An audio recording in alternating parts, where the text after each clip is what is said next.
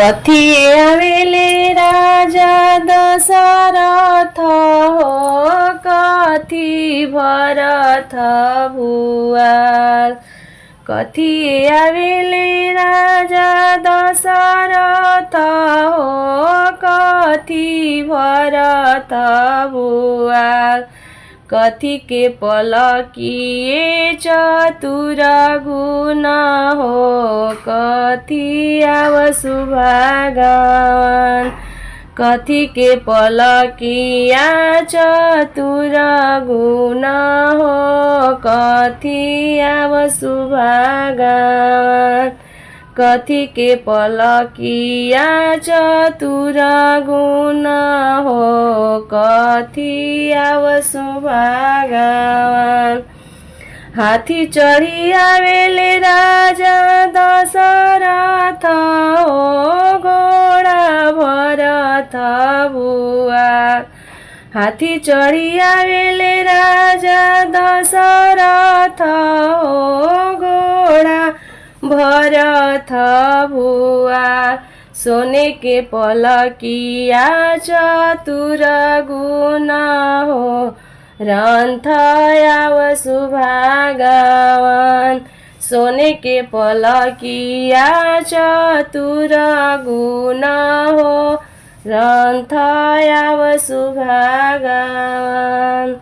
जब बरियतिया गएड़े ऐली हो हाथी छोड़ेली चिकार। जब बरियतिया गएड़े ऐली हो हाथी छोड़ेली चिकार। कर जोरी बाबा विनती करे हो बेटी शरण तोहार। कर जोरी बाबा विनती करे हो बेटी शरण तोहार। कर जोरी बाबा विनती करे हो बेटी शरण तोहार। जनी बाबा हरहु झरहु चिंता कर बएरा। जनी बाबा हरहु झरहु चिंता कर बएरा। ई दल चाचा सम्हरी हनी हो तू करिह कन्यादान। ई दल चाचा सम्हरी हनी हो रउआ करबी कन्यादान। जब बरियतिया दुआरे ऐली हो हाथी छोड़ेली चिकार। जब बरियतिया दुआरे ऐली हो हाथी छोड़ेली चिकार। कर जोरी चाचा विनती करे हो बेटी शरण तोहार। कर जोरी चाचा विनती करे हो बेटी शरण तोहार। कर जोरी चाचा विनती करे हो बेटी शरण तोहार। जनी चाचा हरहु झरहु हो चिंता कर बएरा। जनी चाचा हरहु झरहु हो चिंता कर बएरा।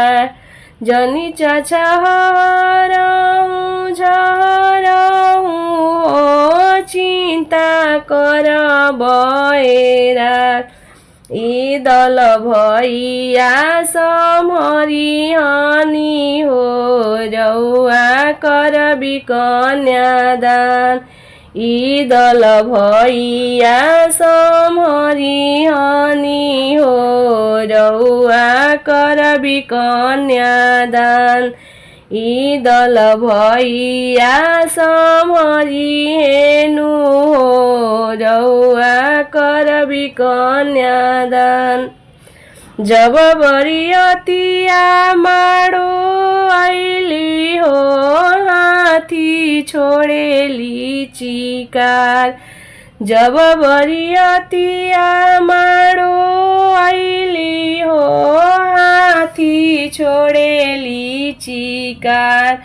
करजोरी भैया बिनती करे हो बहिनी शरण तोहार। करजोरी भैया बिनती करे हो बहिनी शरण तोहार। करजोरी भैया बिनती करे हो बहिनी शरण तोहार। जनी भैया हरहूँ झरहूँ हो चिंता कर बएरा।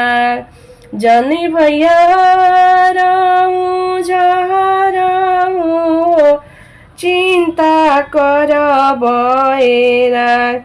जनी भैया हरहूँ झरहूँ हो चिंता कर बएरा।